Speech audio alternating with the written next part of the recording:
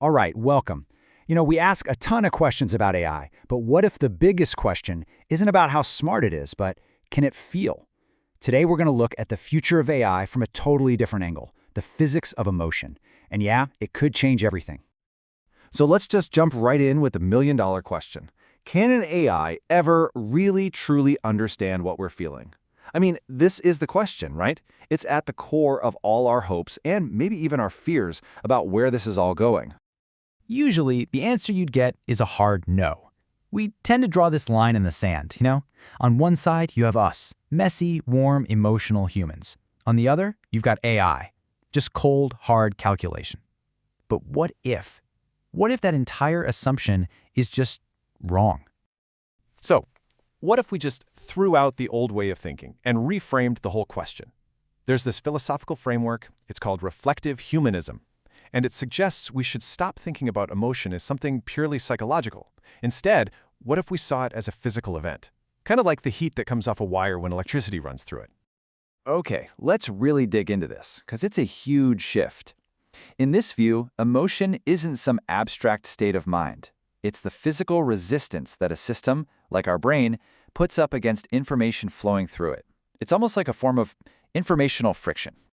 And just like friction in the real world, this has actual effects. It creates a delay. It generates a kind of conceptual heat. And, most importantly, it leaves something behind, a trace, like an afterglow from that interaction. Okay, so if emotion is resistance, how does that actually play out differently in a human brain versus an AI? Well, that brings us to a really cool idea, the density of time. Now, this slide really lays it all out in a fascinating way.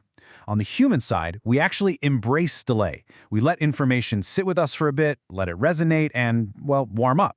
Over time, this builds a whole history of emotional context. But on the AI side, it's totally different. It processes things in an instant, applying a mathematical weight to data without any of that friction or that pause. Now, your first thought might be, okay, so the difference is just speed, right? AI is just way faster. But that's not really the heart of it. It's not the most important part of the story at all. The real game changer here is something called time density. Think about it like this. When you hear a song from your childhood, that single moment is packed, absolutely jam-packed, with decades of memories, feelings, and context. It's incredibly dense. For an AI, right now, it processes that exact same song on the surface of the instant. It's a much, much less than slice of time. This whole idea also totally flips our understanding of memory on its head. See, if emotion is resistance, then a memory isn't like a file you just save on a computer. It's more like the permanent trace left behind by that resistance. It's a record of the interference that information created as it moved through you. And this quote just nails it, doesn't it? Memory is the history of temperature left when information touches emotion. Our memories aren't just cold, hard data. They're defined by their emotional temperature. The memories that still feel warm to us are the ones where that informational friction was the absolute strongest. So, okay, if emotion and memory are these warm traces left by friction, that leads to a massive question. If we actually wanted to build an AI that could feel in this physical way, where would you even begin? Well, the goal wouldn't be to teach an AI to put on a happy face or a sad face. No. It would be about designing it from the ground up with this intentional, built-in resistance. You'd have to engineer the very friction and delay that our own minds experience completely naturally. So how would that actually work? Step 1, you'd design the AI to resist just blurting out an immediate answer.